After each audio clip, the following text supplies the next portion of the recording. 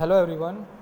Now in our structure, today we are going to see some example based on moment of inertia. Now before we going to see our example, in a previous video we saw that parallel axis theorem and perpendicular axis theorem. So parallel axis theorem શું છે? IAB equal to IG plus AH square. So I equal to IG plus AH square. And perpendicular axis theorem શું છે? IZZ બરાબર છે is equal two IXS plus IYY, કે એકબીજાને કાટખૂણે છેદતી બે અક્સિસ કઈ કઈ છે એક્સએક્સ અને વાયવાયના સંદર્ભમાં જો કોઈ લેમિનાના મોમેન્ટ ઓફ ઇનર્શિયા શું હશે IXS અને IYY હોય તો આડછેદના સમતલને લંબરૂપે આવેલી ત્રીજી અક્ષ ZZ પરનો મોમેન્ટ ઓફ ઇનર્શિયા IZZ થાય છે. બરાબર છે, એમની સાબિતી પણ જોઈ હતી. નાવ હવે નેક્સ્ટ છે આપણે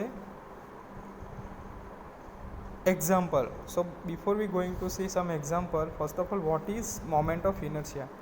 મોમેન્ટ ઓફ ઇનર્શિયા કોને કહેવાય છે? તો second moment of area is called moment of inertia. બરાબર છે, second moment of area is called moment of inertia. બરાબર છે, કે કોઈ પણ એરિયાની અનુસંધાન અક્ષ આગળ લીધેલી બીજી વખતની મોમેન્ટને જડત્વ ઢૂર્ણ કહે છે, એટલે કે moment of inertia. I is equal two AX square. બરાબર છે, તો આ શું કામ ભણવાનું છે આપણે મોમેન્ટ ઓફ ઇનર્શિયા? તો કે કોઈ પણ મેમ્બરની ભાર વહન ક્ષમતા તેના મટીરિયલ અને મોમેન્ટ ઓફ ઇનર્શિયા પર આધાર રાખે છે. બરાબર છે, સ્ટ્રક્ચરલ મેમ્બર કયા કયા છે? બીમ, કોલમ, સ્લેબ, છજ્જા. બરાબર છે, તો એની ભાર વહનની ક્ષમતા બરાબર છે કે લોડ કેરિંગ કેપેસિટી આના પર ડિપેન્ડન્ટ છે, એની અંદર મટીરિયલ અને મોમેન્ટ ઓફ ઇનર્શિયા પર આધારિત છે. સો આપણે આ ભણવાનું છે.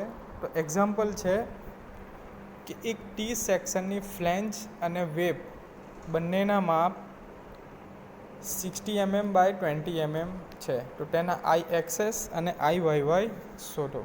બરાબર છે, કે આપણને આપી દીધું છે ટી સેક્શન. તો ટી સેક્શનનું ફ્લેંજ અને વેબ બંનેના માપ 60 mm બાય 20 mm છે, તો તેના IXS અને IYY શોધો. બરાબર, તો first of all figure draw કરો.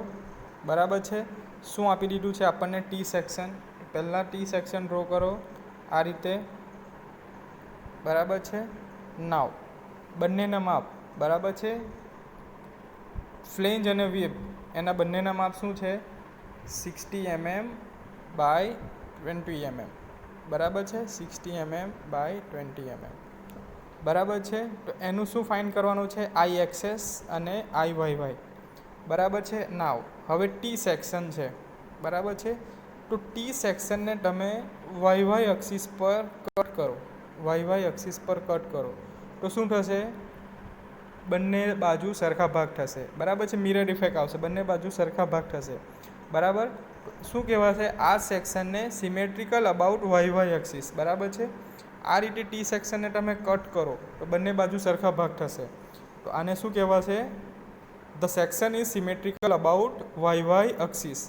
બરાબર છે, કે જે સેક્શન આપ્યો છે T section A YY axis પર સિમેટ્રિકલ છે. બરાબર, એને તમે XX અક્સિસ પર કાપો તો તેના સરખા ટુકડા નહીં થશે. બરાબર, અપ અને ડાઉન બંને બાજુ અલગ અલગ ટુકડા થશે, એટલે એક્સએસ અક્સિસ પર અસિમેટ્રિકલ છે અને YY અક્સિસ પર સિમેટ્રિકલ, કારણ કે સરખા ભાગ થાય છે બંને બાજુ, એટલે આપણને એનો X બાર બરાબર છે Y અક્સિસ પર સરખા ભાગ થાય છે એનો એટલે આપણને એનો X બાર ડાયરેક્ટ મળી જશે. તો X બાર કેવી રીતના મળશે? બરાબર છે, તો YY અક્સિસની જે વેલ્યુ છે એટલે 60/2 એના બે ભાગ થશે. બરાબર છે, કે X બાર YY અક્સિસ પર એનું CG ડાયરેક્ટલી મળી જશે. બરાબર છે, તો 60/2. બરાબર છે, તો ઇટ ઇઝ 30 mm. બરાબર, તો એક વેલ્યુ આપણને મળી ગઈ X bar 60/2, it is 30 mm. નાવ હવે આપણે એને શું કરવાનું છે? આપણી પાસે શું ફોર્મ્યુલા છે? IXS equal to IG plus AH square. બરાબર છે, આ ફોર્મ્યુલા છે. આપણે જોયું છે perpendicular axis theorem. I is equal to IG plus AH square. બરાબર છે, તો આપણે IGની વેલ્યુ કઈ રીતના ફાઇન્ડ કરીશું? તો તો એ કઈ રીતના મળશે આપણને BD³/12 જે આપણે જોઈ ગયા હતા રેક્ટેન્ગ્યુલર સેક્શન બનશે, બરાબર છે. ટી સેક્શન છે, આ ટી સેક્શન છે એટલે સ્ટાન્ડર્ડ સેક્શન છે ટી સેક્શન. એના માટે આપણે જોયું હતું BD³/12, બરાબર છે. BD³/12 આ ફોર્મ્યુલા છે. આપણને IG મળી જશે, બરાબર. એરિયા પણ મળી જશે, રેક્ટેન્ગ્યુલર સેક્શન છે. અને શું ફાઇન્ડ કરવાનું છે? H ફાઇન્ડ કરવાનું છે. H કઈ રીતના ફાઇન્ડ કરશું? એના માટે પણ ફોર્મ્યુલા છે y1 માઇનસ y બાર, y1 માઇનસ y બાર, બરાબર. તો ચાલો નેક્સ્ટ છે આપણે શું ફાઇન્ડ કરીશું? એરિયા ફાઇન્ડ કરીશું અને એનું y1 ફાઇન્ડ કરીશું. એરિયા અને y1. તો આપણને ટી સેક્શન આપી દીધો છે, બરાબર. આ રીતે ટી સેક્શન આપ્યો છે. આ કેટલું છે? 60-20, 60-20, બરાબર. ફ્લેંજ અને વેબની બંનેની સાઇઝ સરખી છે. ચાલો હવે શું કરીશું? આપણે પાર્ટ કન્સિડર કરીશું, બરાબર છે.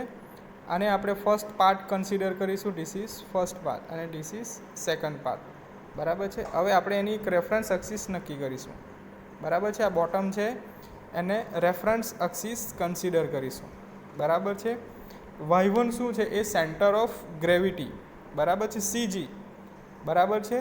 તો ફર્સ્ટ પાર્ટ 1, બરાબર, જે આ ફર્સ્ટ રેક્ટેન્ગ્યુલર સેક્શન છે એના માટે આપણે કન્સિડર કરીશું, બરાબર. તો એરિયા રેક્ટેન્ગ્યુલર સેક્શન છે એટલે એરિયા કઈ રીતના મળશે? B into D, breadth into depth, બરાબર. તો ડેપ્થ કેટલી છે? 20, પહોળાઈ કેટલી છે? 60. So it is A1 is equal to 60 multiply by 20. So it is 1200 mm², 1200 mm². ચાલો ફર્સ્ટ પાર્ટ માટે એરિયા મળી ગયું. નાવ હવે સેકન્ડ છે આપણે y1, એટલે પહેલા પાર્ટનું આપણે શું ફાઇન્ડ કરવાનું? Centre of gravity, CG find કરવાનું છે. તો સૌથી પહેલાં કોઈ બી વસ્તુનું CG ફાઇન્ડ કરવા માટે એની એક રેફરન્સ એક્સિસ કન્સિડર કરવાની હોય છે. તો આપણે શું કરીએ છીએ? જે ટી સેક્શનનું બોટમ છે એનું આપણે રેફરન્સ એક્સિસ કન્સિડર કરીશું. એટલે મતલબ ટી સેક્શનના જે બોટમથી આપણે ફર્સ્ટ સેક્શન સુધી એનું સેન્ટર ઓફ ગ્રેવિટી ફાઇન્ડ કરીશું. ચલો તો y1 સેક્શન માટે શું થશે? બોટમ એક્સેસ આપણે કન્સિડર કરી છે, તો બરાબર છે. તો એનું જે વેબ છે એની ફૂલ સાઇઝ આવી જશે, ઇટ ઇઝ 60 પ્લસ પહેલા પાર્ટનું CG, બરાબર. તો રેક્ટેન્ગ્યુલર સેક્શન સ્ટાન્ડર્ડ સેક્શન છે તો એનું CG ક્યાં મળી જશે? સેન્ટર ઉપર, બરાબર. તો 20 ડિવાઇડેડ બાય 2, તો ઇટ ઇઝ 10. તો y1 is equal to 60 plus 10 it equal to 70 mm, બરાબર છે. તો પહેલા પાર્ટ માટે આપણને A1 અને y1 મળી ગયું. નાવ સેકન્ડ પાર્ટ 2, બરાબર છે, બરાબર. આપણે પાર્ટ 2 કન્સિડર કરીશું, બરાબર છે. એનું એરિયા બી રેક્ટેન્ગ્યુલર સેક્શન છે, બરાબર છે, ટી સેક્શન. તો A2 શું થશે? 60 multiply by 20, it is also 1200 mm², બરાબર. હવે y2 ફાઇન્ડ કરવા માટે સેકન્ડ સેક્શનનું CG મળશે સેન્ટરમાં, તો it is 60 divided by 2, 60 divided by 2, બરાબર. તો y2 આપણને મળી જશે 30 mm, બરાબર છે. ચાલો આટલી વેલ્યુ મળી ગઈ A2 અને y2. હવે આપણે શું ફાઇન્ડ કરવાનું? y બાર. તો y બારની ફોર્મ્યુલા છે આપણી પાસે A1 y1 plus A2 y2 divided by A1 plus A2, બરાબર છે. નાવ ફર્સ્ટ પાર્ટ માટે A1 છે આપણી પાસે 1200 ગુણ્યા y1 છે 70 પ્લસ A2 માટે આપણી પાસે એરિયા છે 1200 ગુણ્યા y2 30 divided by area 1200 plus 1200, બરાબર. એને સિમ્પ્લિફાઈડ કરો એટલે એક વેલ્યુ મળશે y બારની આપણને 50 mm. y બાર મળી ગયું. નાવ હવે આપણે શું ફાઇન્ડ કરવાનું છે? I એક્સેસ 1 અને I એક્સેસ 2, બરાબર છે. તો ફર્સ્ટ ઓફ ઓલ આપણી પાસે ફોર્મ્યુલા છે મોમેન્ટ ઓફ ઇનર્શિયા માટે I access equal to IG plus AH², બરાબર. IG માટે મોમેન્ટ ઓફ ઇનર્શિયા પહેલા સેક્શન માટે તો શું થશે? BD³/12. તો બ્રેથ કેટલી છે? 60, ડેપ્થ કેટલી છે? 20, એટલે 20³ ડિવાઇડેડ બાય 12. સ્ટાન્ડર્ડ સેક્શન છે એના માટે ડાયરેક્ટલી મોમેન્ટ ઓફ ઇનર્શિયા મળી જશે BD³/12 પ્લસ એરિયા કેટલો છે? 1200 ગુણ્યા. હવે H કઈ રીતે ફાઇન્ડ કરીશું? H માટે ફોર્મ્યુલા છે y1 માઇનસ y બાર, y1 માઇનસ y બાર. તો y1 આપણે ફાઇન્ડ કર્યું છે કેટલું છે? 50, બરાબર. આગળના સ્ટેપમાં આપણે y1 ફાઇન્ડ કર્યું 50 માઇનસ y બાર. તો y બાર કેટલું છે આપણી પાસે? સોરી y1 કેટલું છે? It is 70, it is 70. તો 70 minus 50 square, 70 minus 50 square, તો કેટલી વેલ્યુ મળશે? 20 સ્ક્વેર. બરાબર છે, 20 સ્ક્વેર, 20નો વર્ગ. બરાબર. આ બધી વેલ્યુને સિમ્પ્લિફાઈડ કરો કેલ્ક્યુલેટર યુઝ કરીને, તો આઈ એક્સેસ કેટલું મળશે આપણને? 5.20 10⁵ mm⁴. બરાબર છે. નેક્સ્ટ જોઈશું આઈ એક્સેસ 2. બરાબર છે. IX2 એની પણ ફોર્મ્યુલા છે IG પ્લસ AS સ્ક્વેર. બરાબર છે. એના માટે DB³/12, DB³/12, તો 20 મલ્ટીપ્લાય બાય 60³ ડિવાઇડેડ બાય 12. બરાબર છે.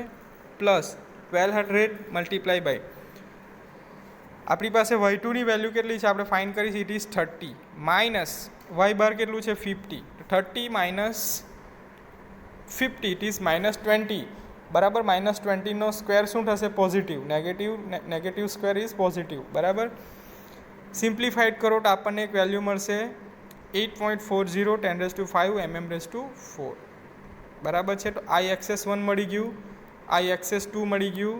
નાવ હવે હોલ ટી સેક્શનનું આપણે બે પાર્ટ કરેલા હતા, પાર્ટ 1 અને પાર્ટ 2. બરાબર છે. પર્ટિક્યુલર પાર્ટ માટે આપણને મોમેન્ટ ઓફ ઇનર્શિયા મળી ગઈ. હવે હોલ સેક્શન માટે આપણે ફાઇન્ડ કરવાનું છે મોમેન્ટ ઓફ ઇનર્શિયા. તો શું થશે? આઈ એક્સેસ ઇઝ ઇક્વલ ટુ બંને પાર્ટનો સરવાળો, તો આઈ એક્સેસ 1 પ્લસ આઈ એક્સેસ 2. આઈ એક્સેસ 1ની વેલ્યુ કેટલી છે? 5.20 10⁵ પ્લસ આઈ એક્સેસ 2ની વેલ્યુ કેટલી છે? 8.40 10⁵. 10⁵ બંનેમાંથી કોમન આવશે, સો 5.20 plus 8.40, so it is 13.6 10⁵ mm⁴. બરાબર. તો આ રીતે આપણને વેલ્યુ મળશે. હોલ ટી સેક્શનની મોમેન્ટ ઓફ ઇનર્શિયા કેટલી મળશે? 13.6 10⁵ mm⁴. બરાબર. મોમેન્ટ ઓફ ઇનર્શિયાનો યુનિટ શું છે? mm⁴ અથવા તો cm⁴. બરાબર. આ રીતે આપણે મોમેન્ટ ઓફ ઇનર્શિયા ફાઇન્ડ કરી શકીએ છીએ. બરાબર છે. નાવ નેક્સ્ટ એક્ઝામ્પલ છે, નેક્સ્ટ છે આપણે આઈ એક્સેસ હવે ફાઇન્ડ કરવાનું છે આઈ વાય. બરાબર છે. તો આઈ વાય કેવી રીતના ફાઇન્ડ કરીશું? IG plus AH square, IG plus AH square. બરાબર.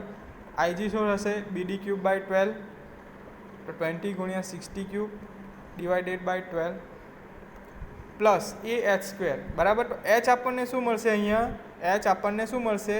વાય એક્સિસ માટે 0 મળશે. H is equal to 0. બરાબર છે. કારણ કે સેક્શન શું છે? Symmetrical about Y axis. Section symmetrical about Y axis પર સિમેટ્રિકલ છે, એટલે H શું મળશે આપણને? 0. બરાબર છે. તો AS square is equal to 0. તો I Y equal to IG is equal to BD³/12, so 20 cross 60³ divided by 12, simplified it, so I Y equal to 3.6 10⁵ mm⁴. Same second part માટે આઈ વાય 2. બરાબર છે. તો it is also equation IG plus AH square. બરાબર. This section is symmetrical about y axis, so H become 0. H is equal to 0, so AH square is also 0, so I y2 is equal to IG. IG is equal to BD³/12, so it is 60 multiplied by 20³ divided by 12, so simplified it, so we get the value of I y2 equal to 0.40 10⁵ mm⁴. So now IYY is equal to IYY1 plus IYY2. So IYY1 is equal to 3.6 10⁵ plus IYY2 0.4 10⁵. બંનેનો summation થશે 10⁵ common, તો IYY equal to 4.0 10⁵ mm⁴. બરાબર. તો આઈ access શું મળે છે? 13.6 × 10⁵ mm⁴. IYY is equal two 4.0 10⁵ mm⁴. બરાબર છે. ચલો નેક્સ્ટ છે કે એક આઈ સેક્શનની ઉપલી અને નીચલી ફ્લેંજ 100 mm બાય 15 mm તથા વેબ 10 mm બાય 230 mm છે. તો સેક્શન માટે જડત્વ ધૂળનો શોધો, મોમેન્ટ ઓફ ઇનર્શિયા ફાઇન્ડ કરવાનું છે. તો given section is symmetrical about both axis. બરાબર છે. હવે જે આપણને આઈ સેક્શન આપ્યો છે, આ રીતે આઈ સેક્શન આપ્યો છે. બરાબર છે. તો એને વર્ટિકલ અથવા હોરિઝોન્ટલ કોઈ બી રીતે કટ કરો. બરાબર. તો એને ઇક્વલ પાર્ટ થશે. એટલે શું થશે કે given section is symmetrical about both axis, બરાબર. બે એક્સિસ પર સિમેટ્રિકલ કટ થશે, બરાબર. આ એક્સિસ પર પણ સિમેટ્રિકલ અને વાય એક્સિસ પર પણ સિમેટ્રિકલ થશે, એટલે આપણને એક્સ બાર અને વાય બાર ડાયરેક્ટલી મળી જશે. તો X bar is equal to 100 divided by 2, so it is 50, અને Y bar equal to 260 divided by 2 is equal to 130, બરાબર. આ 260 કઈ રીતે આવ્યા, બરાબર. આ કેટલું છે 230 પ્લસ આ કેટલું છે 15 અને આ પણ 15, સો 230 પ્લસ 30 એટલે is equal to 260 divided by 2 it is 130, બરાબર. ઇક્વેશન છે આપણી પાસે IXS1 IG plus EH square, IG is equal to BD cube by 12, 100 multiply by 15 cube divided by 12, plus area મળી જશે 100 ગુણ્યા 15 એટલે 1500, પ્લસ શું મળશે આપણને પહેલાં માટે એચ કેવી રીતના મળશે, એચ કઈ રીતના મળશે, વાય બાર માઇનસ y1, બરાબર. તો શું છે 115 પ્લસ 7.5, બરાબર. પહેલા સેક્શન માટે કેટલું, આ 115 કઈ રીતે આવ્યું, બરાબર છે 230 ભાગ્યા 2 પ્લસ 7.5, બરાબર. તો વેલ્યુ મળશે 22.537 10⁻6 mm⁴. સેમ આવશે IXS2 IG plus AH square, બરાબર છે 10 plus 10 multiply by 230 cube divided by 12, બરાબર છે. પ્લસ એરિયા કેટલું મળશે 230 ગુણ્યા 10 એટલે 2300 મલ્ટીપ્લાય બાય એચ કેટલી આવશે 0, સો વેલ્યુ કેટલી મળશે IXS2 10 મલ્ટીપ્લાય બાય 139 10⁻6 mm⁴, બરાબર. IXS3, બરાબર સેમ વેલ્યુ છે, સો IXS3 is equal two IXS1 is equal two 22.537 10⁻6 mm⁴, બરાબર છે. હવે IXS મેળવશું, બરાબર. તો IXS1 plus IXS2 plus IXS3 ત્રણેયનો summation, so it is 55.213 10⁻6 mm⁴, બરાબર. તો આ રીતે આપણે મોમેન્ટ ઓફ ઇનર્શિયા અલગ અલગ સેક્શન માટે ફાઇન્ડ કરી શકીએ. તો ઇક્વેશન યાદ રાખો, I is equal to IG plus AH square.